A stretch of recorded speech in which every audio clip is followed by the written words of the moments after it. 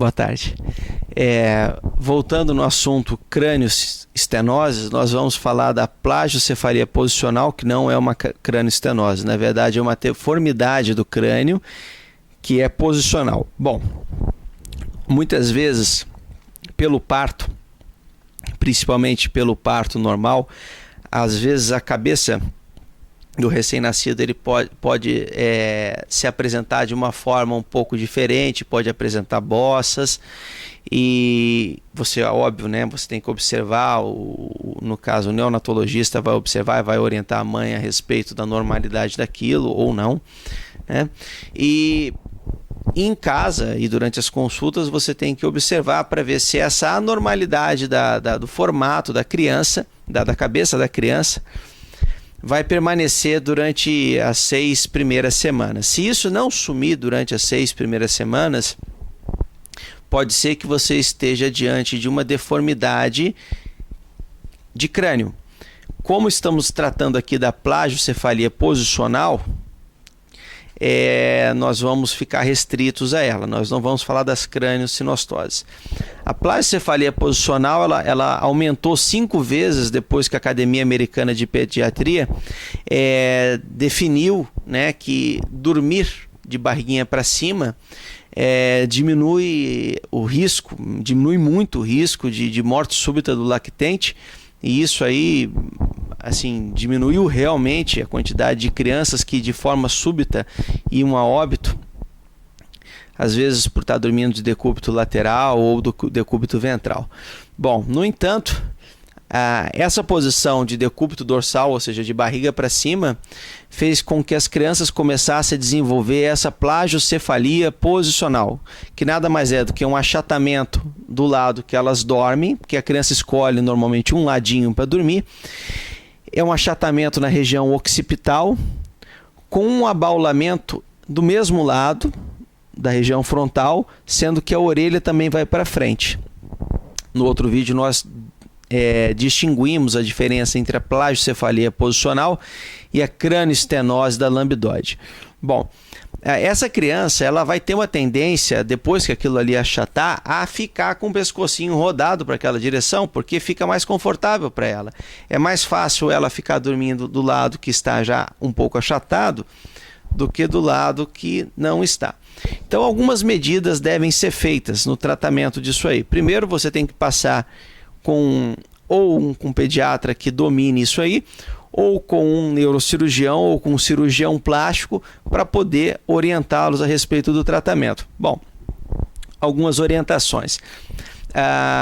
Você tem que colocar um travesseiro atrás da criança ou virar a criança de lado não é indicado, tá? Porque isso pode fazer com que ela vire de barriga para baixo e acabe tendo alguma complicação mais fatal. Então, o ideal é de forma ativa posicionar essa criança no berço, mudando o lado dela de berço, né, botando a cabecinha para o outro lado, para fazer com que ela se adapte à posição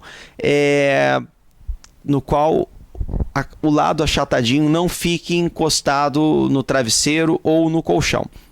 Bom, se o berço está encostado na parede, ela normalmente vai tender a olhar para o outro lado, para ver o que tem fora do quarto, né? Ou no quarto. A criança vai querer explorar isso, ela não vai querer ficar olhando para a parede. Então, se o berço está encostado na parede, coloque ela de uma forma que quando ela virar para o lado, ela libere a região que está achatada. Tá? Então, ou você coloca um brinquedo que se mova, que chama a atenção da criança, porque ela vai virar a cabecinha para aquele lado e ela vai diminuir a pressão sobre a região que está achatada. Uma outra forma, né, que também é importante para o desenvolvimento da criança, é colocar a criança de barriga para baixo durante o dia, né? Sob supervisão, obviamente, brincar com a criança, estimular a criança, isso faz com que a criança melhore o desenvolvimento dela motor, isso já é comprovado, e diminui a chance que essa criança sobrecarregue a região do crânio que já está achatadinha. Uma outra coisa, uma outra maneira também é nos locais onde que a criança vai sentar, né?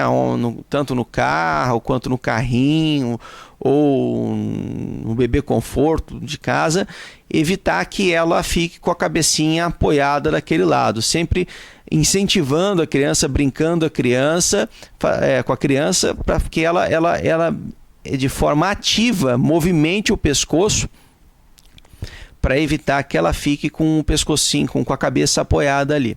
Bom, é comum em prematuros, é mais comum em prematuros essa condição, e é mais comum em prematuros também o torcicolo congênito. Então, tratar o torcicolo congênito é extremamente importante, porque uma contratura mantida da região do músculo esternocleidomastóide pode fazer com que essa criança fique com a cabeça apoiada de forma mantida. Então, você tem que tratar o torcicolo congênito para que essa criança não mantenha a cabecinha dela apoiada de forma contínua sobre aquela região. Porque quanto maior a plagiocefalia, ou seja, quanto maior o achatamento, maior a chance da criança virar para essa direção. Porque existe uma perda do equilíbrio do crânio da criança. Então todas essas medidas são muito importantes. Quando a plagiocefalia está muito significativa e você não obteve um tratamento adequado com o reposicionamento, está indicado o uso de capacetes. Esses capacetes, eles são customizados, eles são feitos sob medida para a criança. Muitas vezes você faz o acompanhamento através de fotos em 3D ou através de algumas máquinas que na hora elas projetam em 3D o formato da criança, e você vai fazendo acompanhamento usando esses capacetes. São capacetes que têm que ser usados durante 23 horas por dia, e na maioria das vezes elas são muito bem toleradas pelas crianças.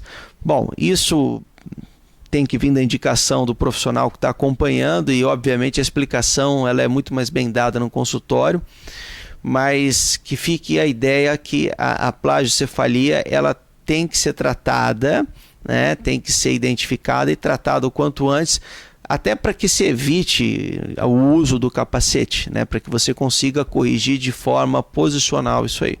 Bom, foi um prazer em falar com os senhores. Tenham um ótimo dia.